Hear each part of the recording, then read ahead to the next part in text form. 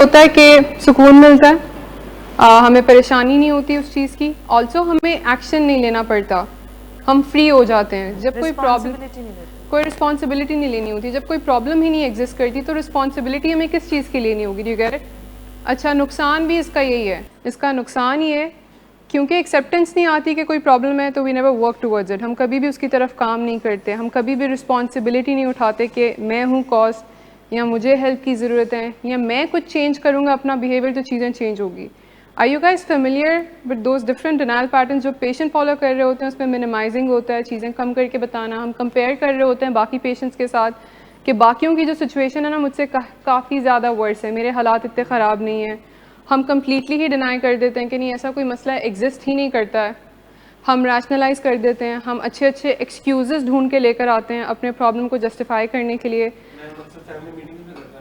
उसके अलावा भी ख़ुद को बता रहे होते हैं कि जो आइस मैं करता ना वेट लूज़ करने के लिए कर रहा हूँ, ये जो मैं रवाना करता हूँ ये मेरे मूड को एलिवेट करने में, स्ट्रेस को कोप अप करने में हेल्प करती है। अच्छे से अच्छा रीज़न ले आएँ।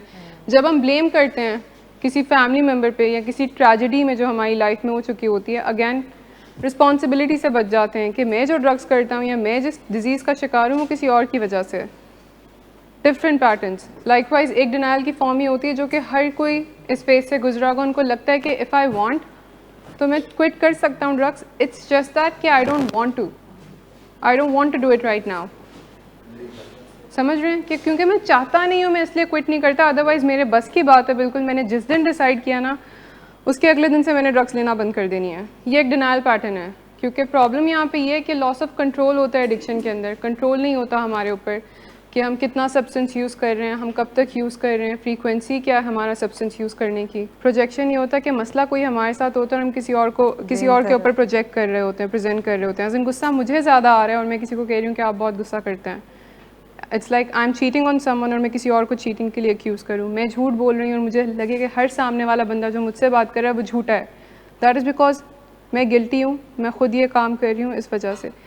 डिनायल पैटर्न्स पेशेंट्स के ब्रेक होते हैं तो हेल्प कैसे करती है रिकवरी में? आपको वी टॉक अबाउट दिस कि एक बार पेशेंट का इंटरवेंशन प्रेजेंट हो जाए ना, इंटरवेंशन प्रेजेंट करने से डिनायल ब्रेक हो जाता है पेशेंट का, और अगले दिन से होता है ग्रुप्स के अंदर वो चेंज हो जाता है। उसको लगता है कि नहीं वाकई कोई मसला था और मुझे हेल्प की ज़रूरत है।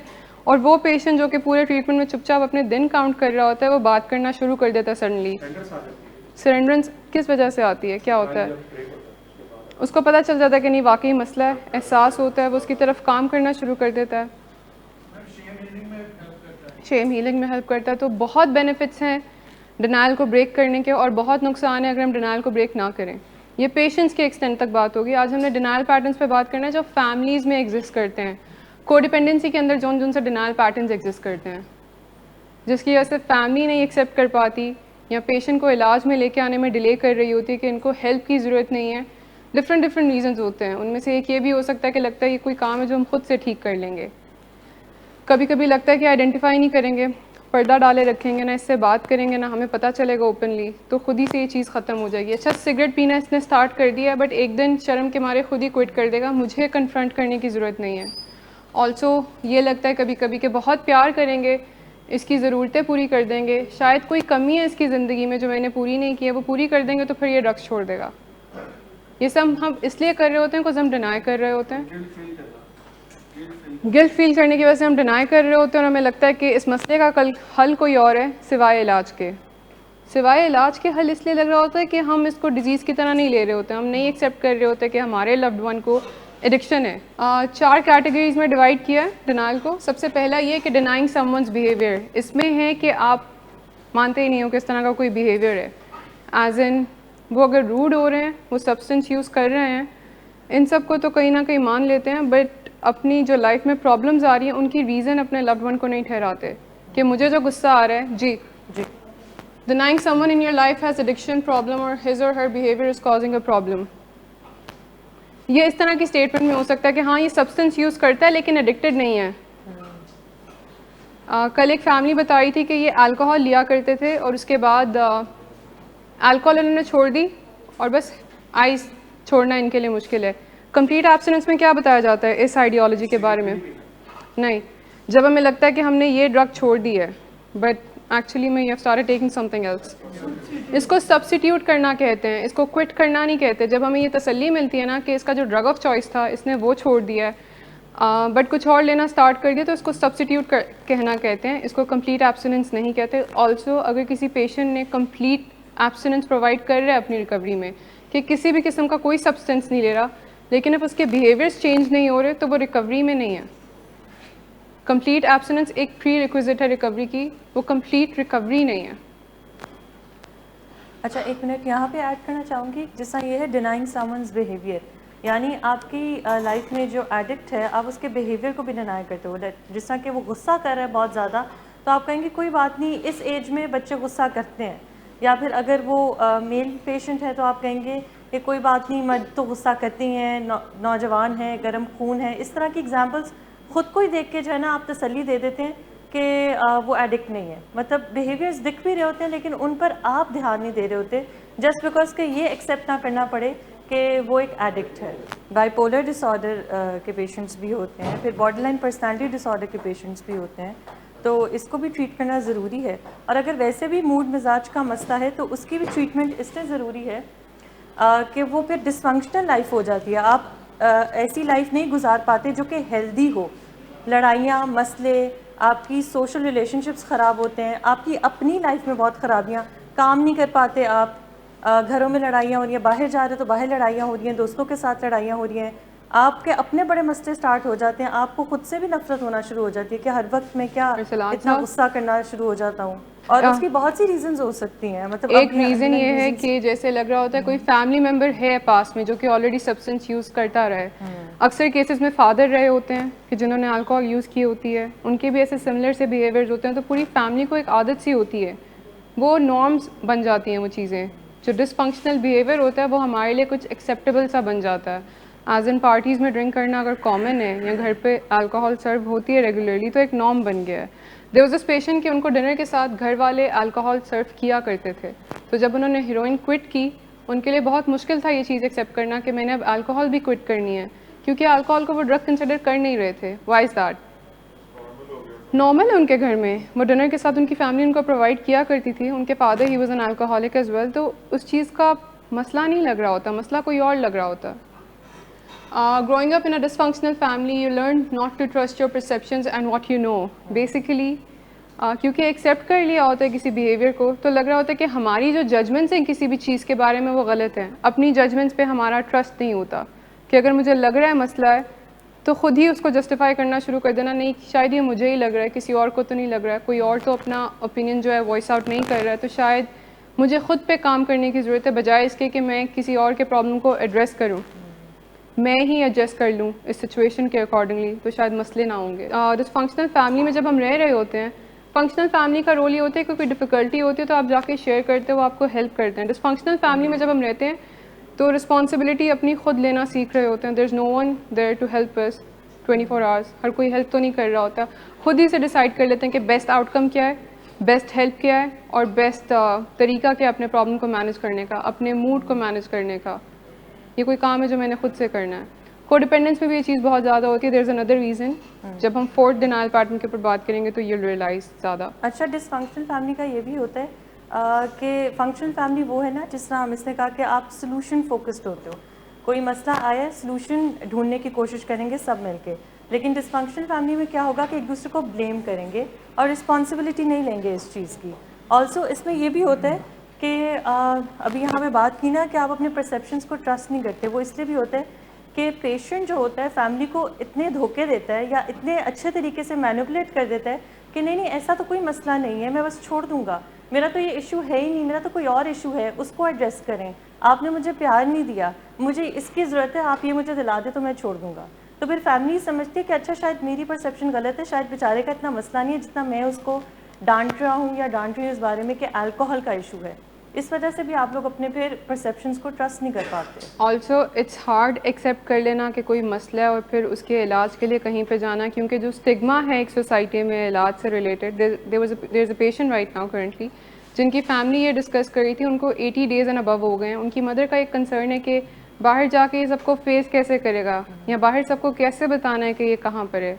इस तरह के क्वेश्चंस के ओके एज अ फैमिली शायद हम अपने पेशेंट की डिज़ीज़ को एक्सेप्ट कर लें या समझ लें, बट हर किसी के सामने तो ये पॉइंट प्रूव नहीं किया जा सकता। तो इट्स बेटर कि इसके ऊपर पर्दा डाला रहे।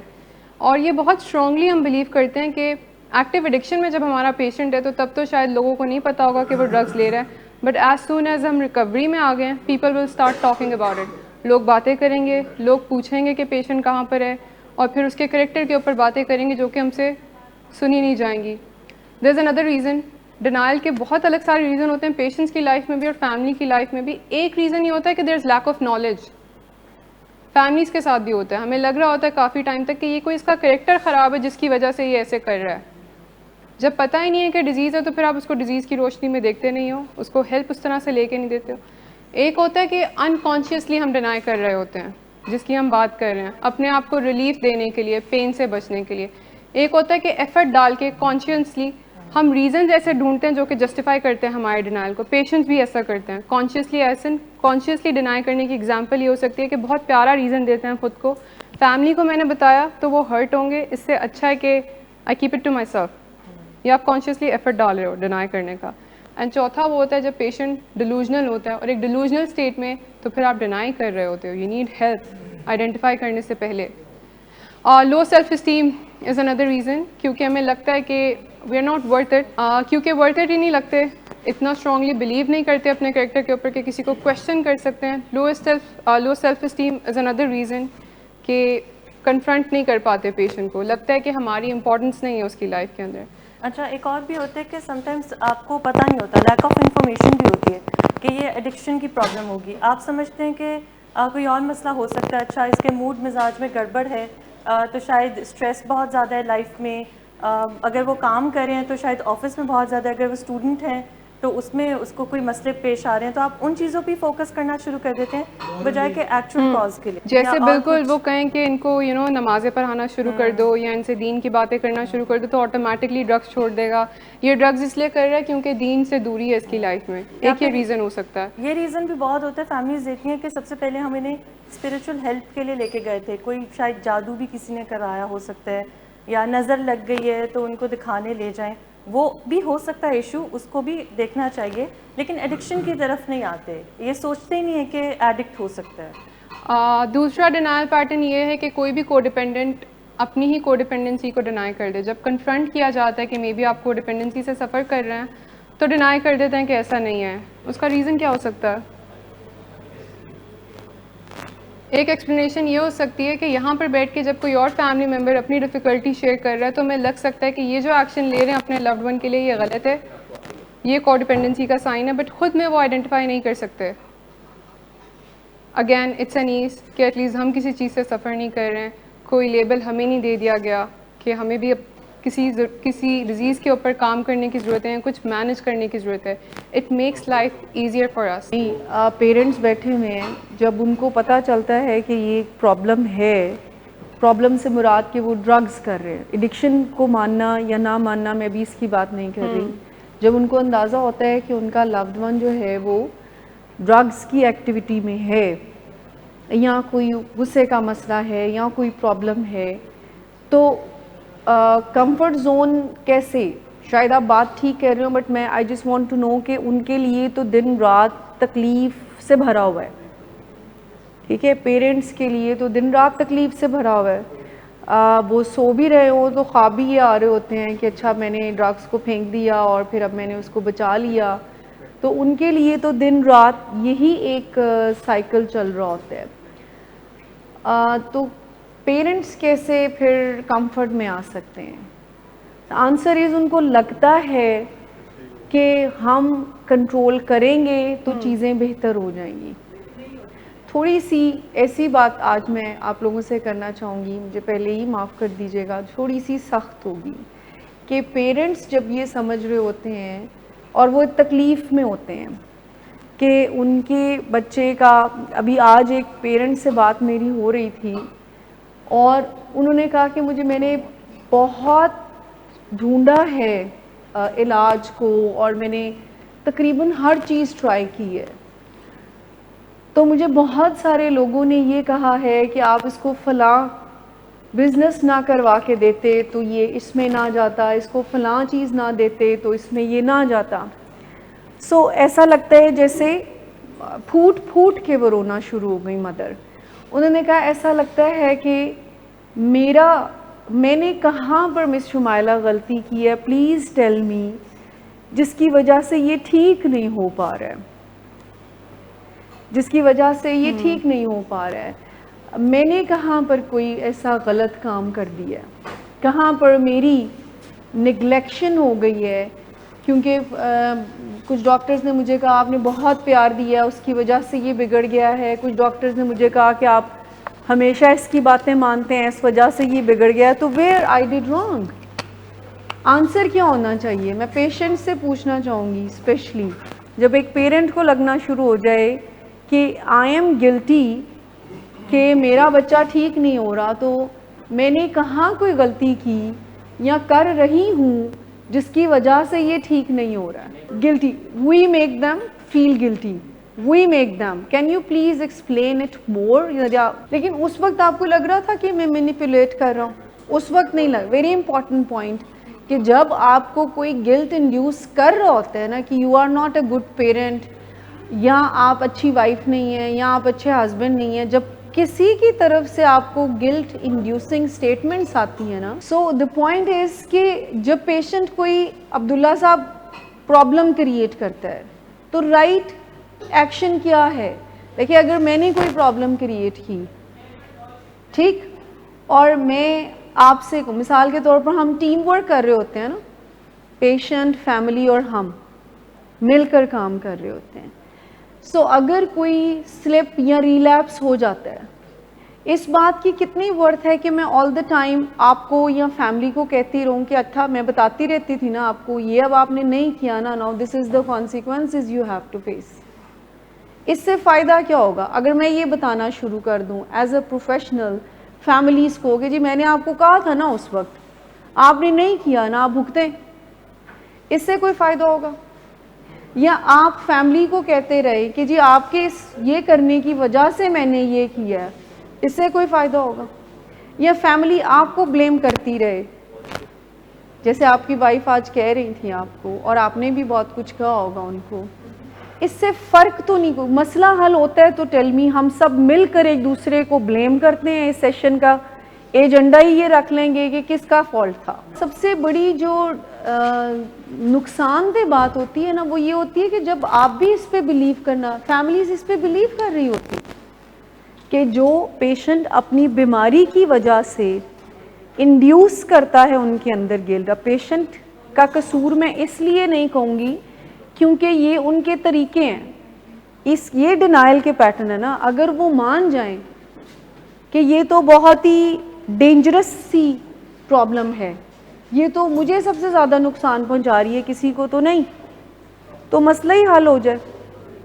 लेकिन जब कोई ड्रग करता है या कोई रॉन्ग एक्शन करता है, उसकी सबसे पहली तकलीफ़ उसको खुद को होती है।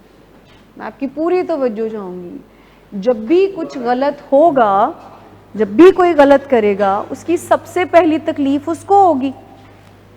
अब उस तकलीफ़ को दूर करने के लिए वो एक सिंपल झूठ खुद से बोलेगा, वेरी सिंपल झूठ।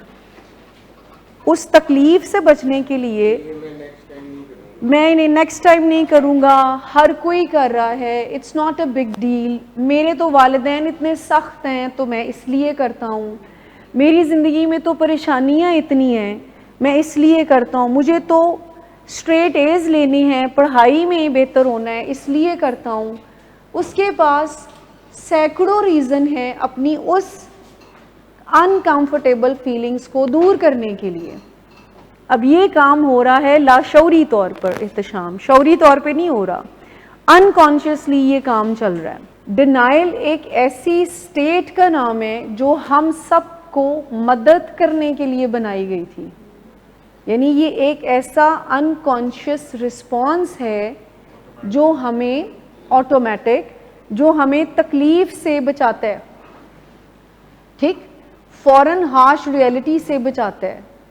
लेकिन कुछ लोग इसको होटल की तरह, यूँ होटल समझते हैं, उसकी तरह यूज़ करते हैं, कुछ दिन रहते हैं और फिर वापस आ जाते हैं। लेकिन कुछ लोग वहाँ पर घर बना लेते हैं डिनाइल में, और वहीं पे रहना शुरू कर दे।